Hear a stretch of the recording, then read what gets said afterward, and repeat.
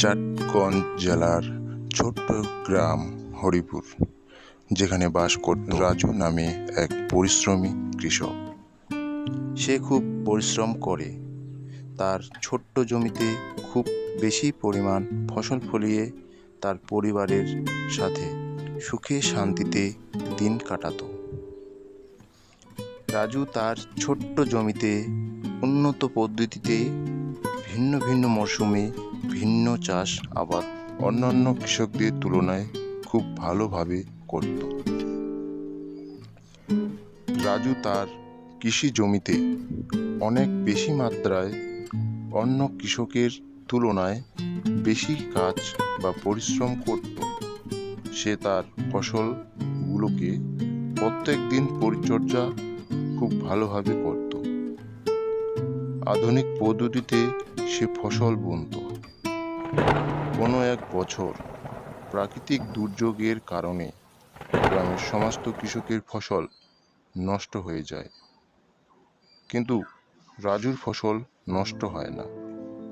এটা দেখে গ্রামের সমস্ত কৃষক রাজুর ফসল বানানোর গোপন রহস্য রাজুর কাছে শুনতে চায়।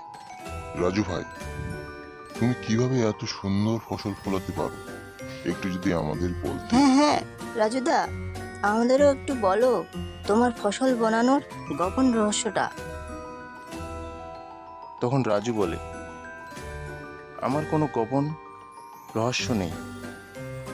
আমি শুধু কঠোর পরিশ্রম করে এবং নিজের ফসলের প্রতি নিজেকে উৎসর্গ করে এমন ফসল বোনাই। তাছাড়া আরও কোনো গোপন রহস্য নেই। একথা শুনে গ্রামের কৃষকেরা রাজুর পদ্ধতিতে অনুপ্রাণিত হয়ে তারা তখন ভালো ফসল বোনাতে শুরু করে। তো বন্ধুরা, তোমরা এই গল্পের মাধ্যমে কি বুঝলে? এই গল্পের মাধ্যমে বোঝা গেল যে ডিটারমাইন্ড অ্যান্ড ডেডিকেশন, নির্ধারণ ও উৎসর্গ না থাকলে কোনো কাজে সফল হওয়া যায় না। তো এরকম আরও নিত্য নতুন ভিডিও পেতে আমার কার্টুন হাব চ্যানেলটিকে অবশ্যই সাবস্ক্রাইব করুন। আর সাবস্ক্রাইব করে থাকলে লাইক করুন।